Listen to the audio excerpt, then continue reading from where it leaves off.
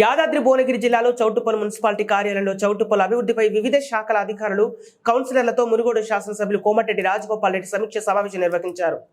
ఈ సమావేశంలో 2011 జనాభా లెక్కల ప్రకారం మౌలిక సదుపాయాల కల్పనకు ప్లాన్ చేశామని, గత 10 సంవత్సరాలలో చౌటుప్పల్ మున్సిపాలిటీలో జనాభా పెరిగిందని, పెరిగిన జనాభాకు తగిన ప్రణాళికలు లేవని తెలియజేశాము.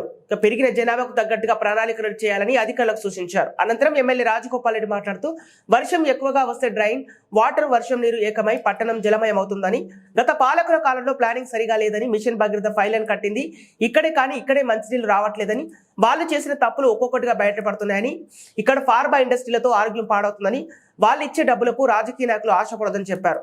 చౌటుప్పల్ మున్సిపాలిటీని రాబోయే 5 సంవత్సరాలలో ప్రణాళికబద్ధంగా అన్ని రకాలుగా అభివృద్ధి చేస్తామని హామీ ఇచ్చారు.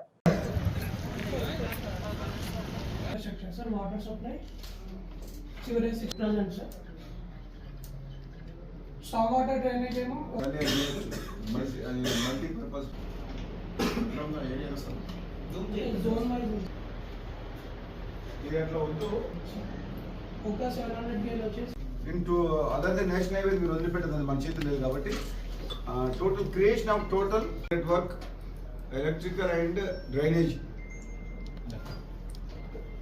మీకు చూసిన తర్వాత ఇండ్ల మధ్యన ఎట్లుంటే చెప్పండి. చూడండి వర్షం నీళ్ళు చూడండి, ఇండ్లు చూడు ఆగకుండా చెత్త వేయకుండా ఇవన్నీ రేపటి నుంచి స్టార్ట్ చేయాలి యాక్టివిటీ. ఒక వారం 10 రోజుల్లో చౌటుప్పల్ మున్సిపాలిటీ, ఒక 15 days లోపల చౌటుప్పల్ మున్సిపాలిటీలో ఈగలు దోమలు ఇవన్నీ తక్కువ కావాలి. దాని తర్వాత మీరు దాన్ని మన డెవలప్మెంట్ ఇన్ఫ్రాస్ట్రక్చర్ అనేది దాన్ని ఫాలో అవుతుంటుంది.